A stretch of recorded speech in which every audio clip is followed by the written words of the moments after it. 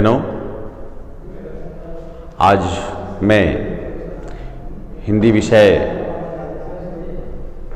का शिक्षण करूंगा। हिंदी विषय के पढ़ने से पहले जो हम लोगों का मूल विषय है वह व्याकरण। तो आज हम लोग सबसे पहले व्याकरण के बारे में अध्ययन करेंगे और व्याकरण में भी सबसे पहले हम लोग संधि का अध्ययन करेंगे। संधि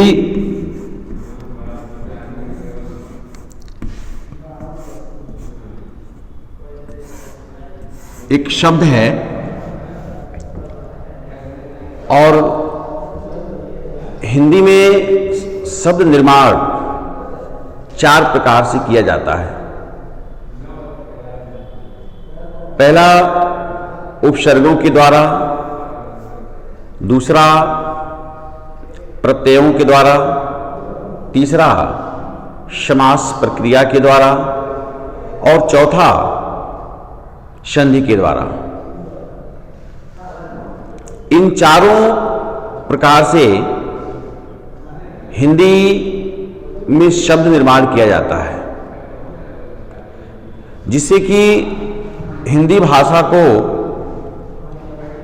पढ़ने पढ़ाने में आसानी हो, जिससे हिंदी के शब्द शक्ति को बढ़ाया जा सके। तो उसमें जो लास्ट हमारा जो शब्द निर्माण की प्रक्रिया का जो विषय है वह संधि है। हम संधि से भी शब्द निर्माण करते हैं। कैसे करते हैं इसी के बारे में हमको जानना है। जैसे आप यहां देखेंगे कि संधि है और संधि का शाब्दिक अर्थ होता है मेल या जोड़।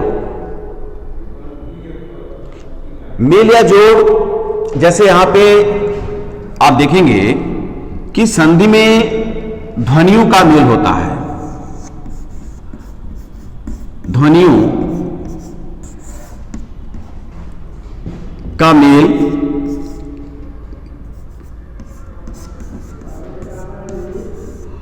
और एक होता है समास। समास में हम लोग शब्दों का मेल होता है। शब्दों का मेल होता है।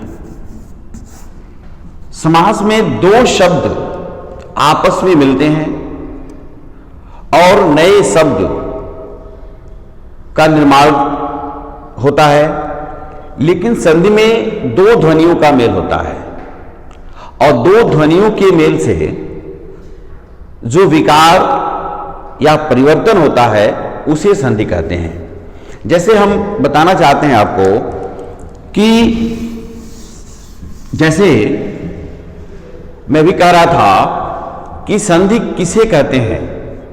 जैसे सबसे महत्वपूर्ण चीज है कि संधि क्या है, तो संधि का शाब्दिक अर्थ होता है मेल या जोड़। उसके बाद संधि की परिभाषा। संधि की परिभाषा क्या होता है, इसको भी हम लोग देखेंगे। जब 2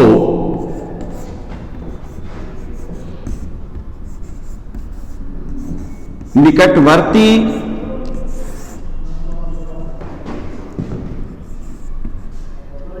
वर्णों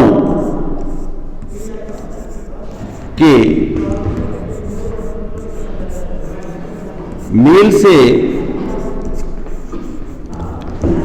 जो विकार यानी जो परिवर्तन होता है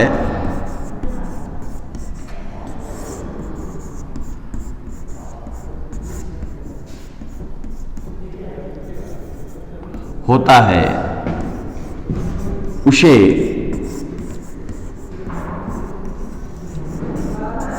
संधि कहते हैं।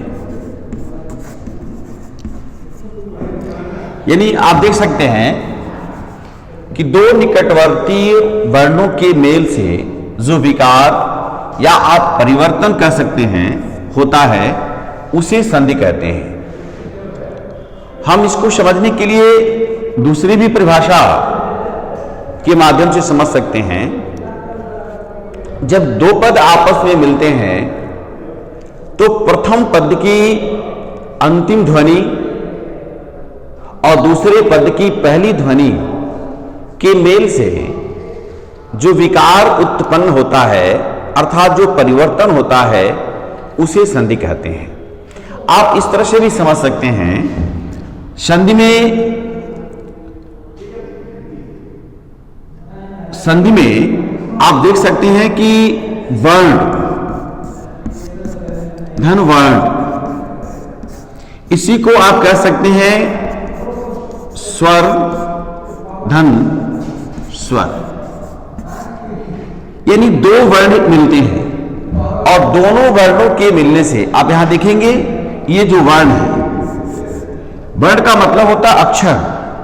और मेरा जो मानना है कि संधि को ठीक प्रकार से जानने के लिए, इसके नियम को जानने के लिए हमको अक्षर अर्थात वर्ण का ज्ञान होना चाहिए। हिंदी साहित्य में कुल 52 वर्ण हैं और 52 वर्णों में कितने स्वर होते हैं, कितने व्यंजन होते हैं, स्वर में कौन सा स्वर ह्रस्व स्वर है, दीर्घ स्वर है, व्यंजन में कौन से वर्ण क्या हैं, इनके बारे में हमको ठीक प्रकार से जानना होता है। मैं ये बता रहा था कि ये वर्ण हैं,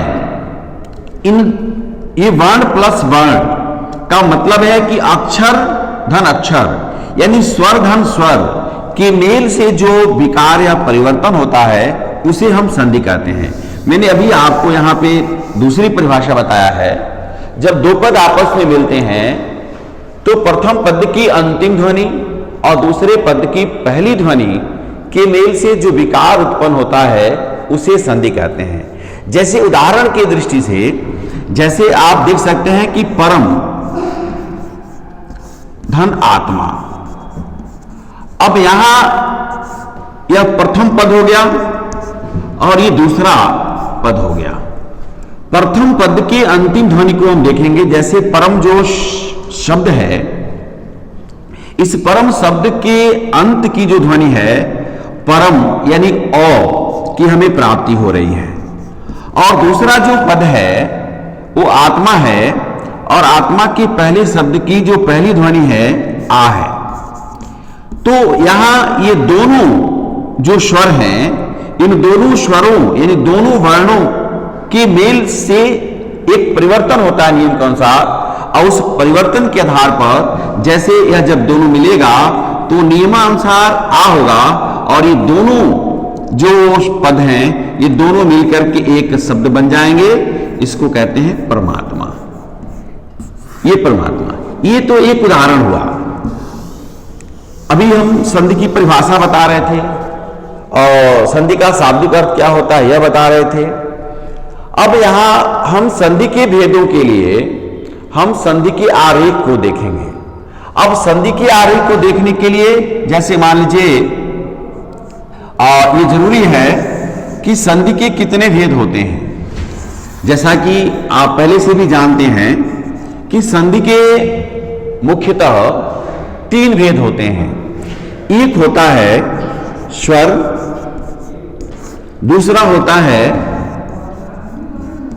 व्यंजन संधि और तीसरा जो होता है वह होता है विसर्ग।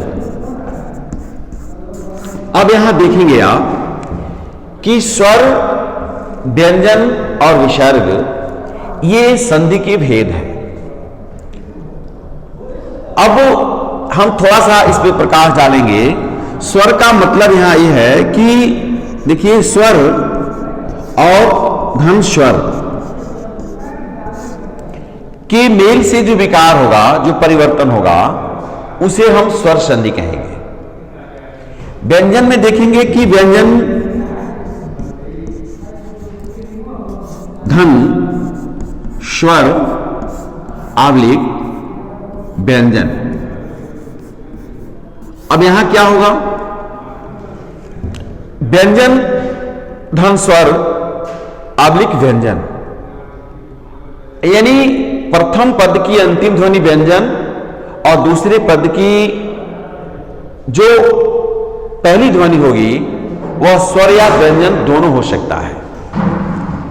इसकी मेल से जो परिवर्तन होगा, जो विकार उत्पन्न होगा, उसे हम व्यंजन संधि कहेंगे। विसर्ग में देखेंगे कि यहां विसर्ग और विसर्ग धन स्वर आबलिक यहां व्यंजन होगा, यानी जब दो पद मिलेंगे तो प्रथम पद की अंतिम ध्वनि विसर्ग होगा और दूसरे पद की पहली ध्वनि स्वर भी हो सकता है, व्यंजन भी हो सकता है, और उसके मेल से जो विकार अर्थात जो परिवर्तन होता है उसे हम विसर्ग संधि कहते हैं। यहां कुछ हम सांकेतिक आधार पर मैं यहां पे आपको बताना चाहता हूं कि जैसे देखिए यहां स्वर और स्वर का मतलब है कि देव और धन आलय, देवधन आलय। आप देखेंगे कि स्वर धन स्वर, तो यहां ये जो दो पद हैं तो पहले पद मतलब पहले स्वर के बाद यदि दूसरा स्वर भी आता है तो उन दोनों के मेल से जो विकार अर्थात जो परिवर्तन होता है उसे हम स्वर संधि कहते हैं। जैसे कह रहा है कि देव, देव की जो अंतिम ध्वनि है, इस पद की जो अंतिम ध्वनि है ओ है, और दूसरे पद की जो पहली ध्वनि है आ है, और ये दोनों परिवर्तन होने के बाद आ होगा, यानी इसका दीर्घ हो जाएगा और ये देवालय हो जाएगा। फिर आप व्यंजन का उदाहरण देखेंगे। देखिए हम स्वर को अच भी कहते हैं, हम व्यंजन को, व्यंजन वर्ण को हल वर्ण भी कहते हैं। जैसे व्यंजन में आप देखेंगे कि जैसे मान लीजिए सत्य धन आचार, यहां क्या हो जाएगा, इसकी पहचान है हलंत, यानी पद के अंत में प्रथम पद की अंतिम ध्वनि जो है वो व्यंजन होगा, और व्यंजन तब होगा जब यहां पे हलंत लगेगा। अगर हलंत नहीं है तो फिर उसकी जो ध्वनि होगी वो स्वर में चली जाएगी। इस बात का हमको पूरा ध्यान रखना होता है कि पहले पद की जो अंतिम ध्वनि होगी वह व्यंजन होगी, और व्यंजन तभी होगी जब यहां पे हलंत लगेगा। तो इसको जब हम संधि करेंगे तो इसका देखिए यहां पे व्यंजन हो गया और दूसरे में यहां पे आ हो गया, तो दोनों मिलकर के क्या हो जाएगा, सदाचार। क्या हो जाएगा, सदाचार। उसी तरह से विसर्ग, विसर्ग का संकेत यह है कि जैसे इसको कहते हैं विसर्ग। अब यहां देखेंगे कि मनः धन भाव। अब यहां देखिए कि इसके अंतिम में यहां विसर्ग दिया हुआ है। विसर्ग का मतलब यह है कि ह इसका उच्चारण होता है मनः, यह विसर्ग है।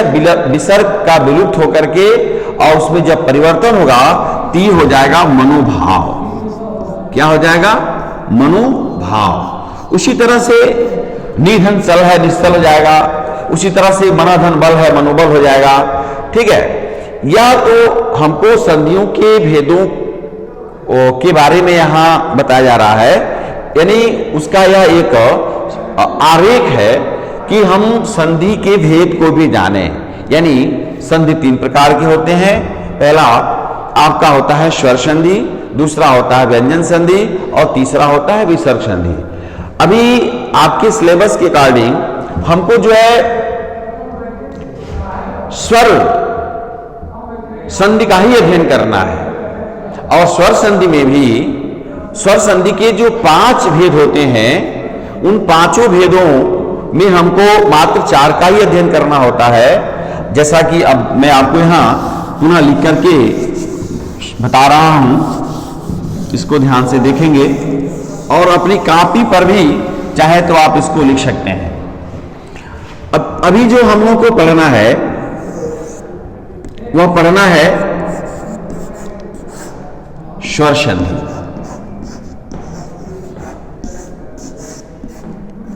ये आपका संधि का पहला प्रकार है।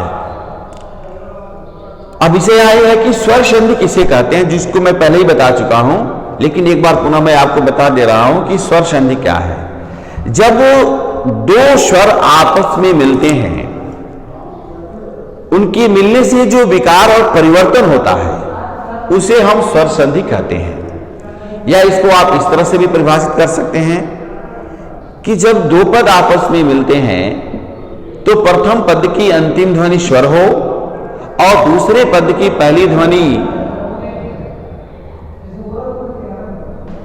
स्वर के मेल से जो विकार अर्थात परिवर्तन होता है उसे हम स्वर संधि कहते हैं।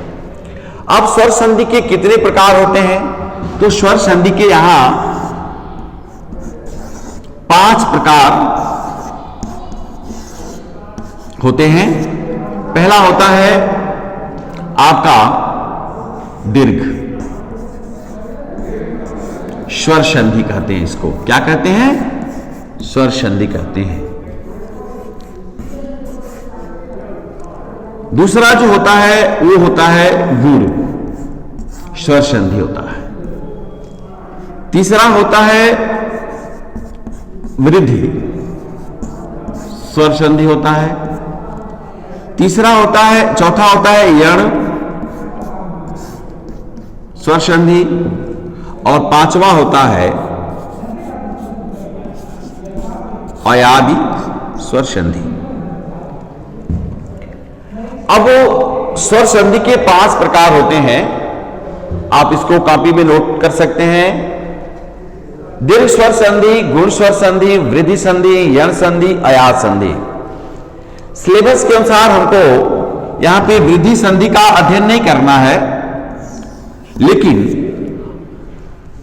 हम इसको भी बताते चलेंगे, बता देंगे क्रम जैसे इसका आएगा इसकी भी चर्चा हम कर देंगे।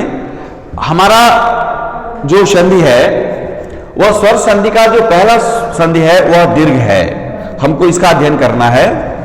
अब यहां देखेंगे कि दीर्घ स्वर संधि, तो हम दीर्घ स्वर संधि की चर्चा करेंगे। दीर्घ संधि क्या है? देखिए, दीर्घ जो संधि है, पहले तो इसको आप समझिए कि इसका सूत्र क्या होता है। दीर्घ स्वर संधि का जो सूत्र होता है वह अक सवर्णे दीर्घ, ये इसका सूत्र होता है। अक सवर्णे दीर्घ का मतलब क्या है? अक सवर्णे दीर्घ का मतलब यह है कि अक प्रत्याहार के अंतर्गत आने वाले वर्ण समान वर्ण दीर्घ हो जाते हैं। अब दीर्घ क्या है ये तो आप जानते हैं। दीर्घ का मतलब होता है बड़ा, मतलब जिसे बोलने में अधिक श्रेय लगता है। किसकी अपेक्षा? स्वर के मतलब ह्रस्व के अपेक्षा 2 गुना समय लगता है, उसे हम दीर्घ कहते हैं। तो इस सूत्र के आधार पर अक प्रत्याहार के अंतर्गत आने वाले वर्ण यदि समान वर्ण है तो उसका दीर्घ हो जाता है। कैसे? जैसे यदि ह्रस्व या दीर्घ हो औ, ई, उ, री के बाद यदि क्रमशः ह्रस्व या दीर्घ हो आ, ई, उ, री आए तो दोनों मिलकर के दीर्घ हो जाते हैं। मतलब मेरे कहने का मतलब यह है कि यदि ह्रस्व या दीर्घ औ, ई, उ, री आते हैं तो ये दोनों वर्ण मिलकर के उसी का दीर्घ हो जाता है। जैसा कि मैंने कहा है कि आ, ई, उ, री हो जाता है। अब उसके अकॉर्डिंग हम फर्स्ट का देखेंगे यहां पर। जैसे उदाहरण देखेंगे, उदाहरण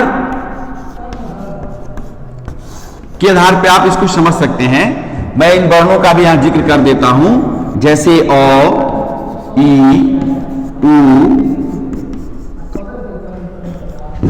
री, ली। अब ये इसके वर्ण है। यदि यही वर्ण अगर ह्रस्व या दीर्घ यानी इन दोनों किसी भी रूप में आते हैं तो उसी का दीर्घ हो जाता है। जैसे क्या हो जाता है, देखिए आ हो जाएगा, इसका ई हो जाएगा, इसका उ हो जाएगा, इसका ली हो जाएगा और इसका ली हो जाएगा। जैसे उदाहरण की दृष्टि से, जैसे मान लीजिए धर्म, धन, अर्थ, यह दो पद हैं। इसको हमको संधि करना है, मतलब इन दोनों पदों को हमको जोड़ना है। तो धर्म में देखेंगे कि धर्म जो पहला पद है इसकी अंतिम ध्वनि अ है, और दूसरा जो पद है उसकी पहली ध्वनि अ है। यहां पे अक सवर्णी दीर्घ लिखा जा रहा है। इसका मतलब यह है कि इस प्रत्याहार के अंतर्गत आने वाला यह वर्ण है और यह वर्ण है, तो ये समान वर्ण है, तो इसी का क्या हो जाएगा, दीर्घ हो जाएगा। दीर्घ यानी बड़ा हो जाएगा, तो इसको क्या कर देंगे यहां पे, धर्मार्थ। क्या कर देंगे, धर्मार्थ, धर्मार्थ हो जाएगा। उसी तरह से दूसरा भी उदाहरण देखेंगे। दूसरा उदाहरण देखेंगे, विद्या, धन, आलय। अब यहां देखिए विद्या में जो है आ है और दूसरे पद की जो पहली ध्वनि है वो आ है, ये दोनों मिलके क्या हो जाएंगे, आ हो जाएंगे। ठीक है, तो ये जब मिलेगा तो क्या हो जाएगा, नए शब्द के रूप में विद्यालय बन जाएगा। उसी तरह से आप चाहें तो विद्या, विद्या भी कर सकते हैं, विद्या धनार्थी।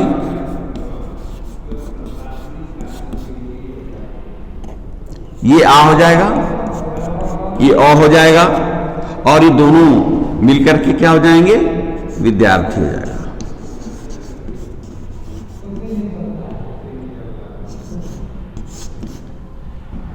जैसे सूर्य, धन, अस्त, क्या हो जाएगा, सूर्यास्त। इस तरह से हम